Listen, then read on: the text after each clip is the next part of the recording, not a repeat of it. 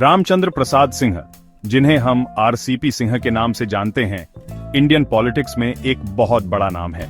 उनका जन्म 6 जुलाई 1958 को मुस्तफापुर, जो बिहार के नालंदा जिले का एक छोटा सा गांव है, में हुआ था। उनके पिता सुखदेव नारायण सिंह और माता दुखलालो देवी ने उन्हें अच्छे संस्कार दिए। सिंह के पालन पोषण ने उनमें देश सेवा की भावना पैदा की। छोटी उम्र से ही आरसीपी सिंह पढ़ाई में बहुत अच्छे थे। उन्होंने अपनी शुरुआती पढ़ाई अपने गांव में की और आगे की पढ़ाई के लिए पटना आ गए। उन्होंने पटना साइंस कॉलेज से 12वीं कक्षा पास की। ज्ञान की प्यास उन्हें पटना कॉलेज ले गई, जहां उन्होंने 1979 में हिस्ट्री में बीए किया। सिर्फ बीए की डिग्री से संतुष्ट नहीं, सिंह ने दिल्ली के जवाहरलाल नेहरू यूनिवर्सिटी यानी जेएनयू में जाने का फैसला किया। जेएनयू में उन्होंने 1982 में इंटरनेशनल रिलेशंस में मास्टर डिग्री हासिल की। इस मजबूत शिक्षा और उनकी तेज बुद्धि ने उनके भविष्य में ब्यूरोक्रेसी और पॉलिटिक्स दोनों में सफलता की नींव रखी। अपनी मास्टर डिग्री पूरी करने के बाद आरसीपी सिंह ने यूपीएससी परीक्षा दी। पहले उनका सिलेक्शन इंडियन रेवेन्यू सर्विस यानी आईआरएस में हुआ, लेकिन उनकी मेहनत और लगन ने उन्हें फिर से सिविल सर्विस की परीक्षा पास करवाई। इस बार उन्होंने अच्छी रैंक हासिल की और 1984 में इंडियन एडमिनिस्ट्रेटिव सर्विस यानी आईएएस में जगह बनाई। सिंह को उत्तर प्रदेश कैडर मिला और उन्होंने राज्य में कई पदों पर काम किया। प्रशासन में उनकी कुशलता, ईमानदारी और जनसेवा के प्रति समर्पण ने उन्हें एक कुशल और ईमानदार अधिकारी के रूप में पहचान दिलाई। उन्होंने अलग अलग विभागों में महत्वपूर्ण पदों पर रहकर प्रशासन का अच्छा अनुभव हासिल किया। सुशासन के प्रति सिंह की प्रतिबद्धता और प्रशासनिक चुनौतियों से निपटने की उनकी क्षमता पर किसी का ध्यान नहीं गया। उनके बेहतरीन काम ने उन्हें बिहार के तत्कालीन मुख्यमंत्री नीतीश कुमार के प्रधान सचिव के रूप में नियुक्ति दिलाई।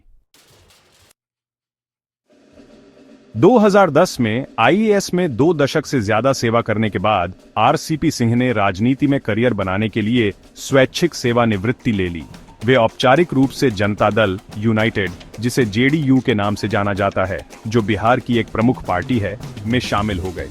राजनीति में आने का उनका फैसला अपने राज्य के लोगों की सीधे और बेहतर तरीके से सेवा करने की इच्छा से प्रेरित था।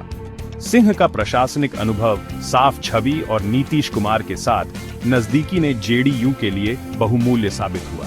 वे पार्टी में जल्दी ही आगे बढ़े और नीतीश कुमार के विश्वसनीय सहायक बन गए। 2010 में वे बिहार से राज्यसभा, जो भारतीय संसद का उच्च सदन है, के लिए चुने गए। जेडीयू में सिंह का कद बढ़ता रहा। उन्हें पार्टी का जनरल सेक्रेटरी नियुक्त किया गया, जिससे वे पार्टी के संगठन और चुनावी रणनीतियों को आकार देने में महत्वपूर्ण भूमिका निभा सके। पार्टी की वृद्धि और सफलता में उनके योगदान को व्यापक रूप से स्वीकार किया गया। एक आश्चर्यजनक मोड़ में आरसीपी सिंह के नीतीश कुमार और जेडीयू के साथ रिश्ते खराब हो गए। उनके बीच मतभेद उभरे, जिससे पार्टी में फूट पड़ गई। सिंह को लगा कि उन्हें दरकिनार किया जा रहा है और उनके योगदान को कम आंका जा रहा है। इसके कारण उन्होंने मई 2023 में जेडीयू से इस्तीफा दे दिया। जेडीयू छोड़ने के बाद सिंह भारतीय जनता पार्टी बीजेपी, जो केंद्र की सत्ताधारी पार्टी है, में शामिल हो गए। बीजेपी में उनका प्रवेश बिहार के राजनीतिक परिदृश्य में एक महत्वपूर्ण घटना मानी गई। हालांकि बीजेपी के साथ उनका कार्यकाल छोटा ही रहा। सिंह को जल्द ही एहसास हो गया कि बीजेपी उनके राजनीतिक आकांक्षाओं को पूरा करने का सही मंच नहीं है। वे पार्टी में खुद को अलग थलग महसूस करने लगे और बिहार की राजनीति में एक सार्थक भूमिका निभाने की उनकी उम्मीदें धूमिल हो गईं। इस निराशा ने उन्हें बीजेपी से अलग होने के लिए प्रेरित किया।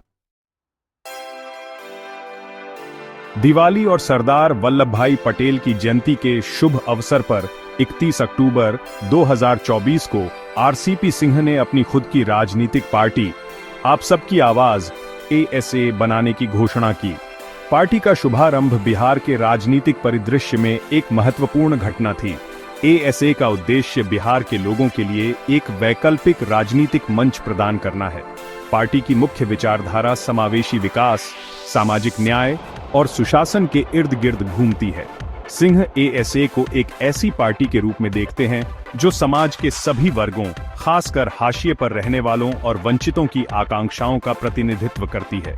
पार्टी का झंडा हरे, पीले और नीले रंग के साथ समृद्धि, आशा और एकता का प्रतीक है। एएसए आने वाले 2025 के बिहार विधानसभा चुनाव लड़ने की योजना बना रही है, जिसका उद्देश्य एक ऐसी सरकार बनाना है जो वास्तव में जनता की इच्छा का प्रतिनिधित्व करे। पार्टी का नारा जब आशा होगी सरकार में तब खुशहाली होगी बिहार में राज्य के लिए उनके दृष्टिकोण को दर्शाता है। क्या आरसीपी सिंह की आप सबकी आवाज मतदाताओं को प्रभावित करेगी और बिहार की राजनीति में एक महत्वपूर्ण बदलाव लाएगी, यह देखना बाकी है। फिर भी अपना राजनीतिक रास्ता खुद बनाने का उनका फैसला लोगों की सेवा करने के उनके दृढ़ संकल्प और बदलाव लाने की उनकी क्षमता में उनके विश्वास को दर्शाता है।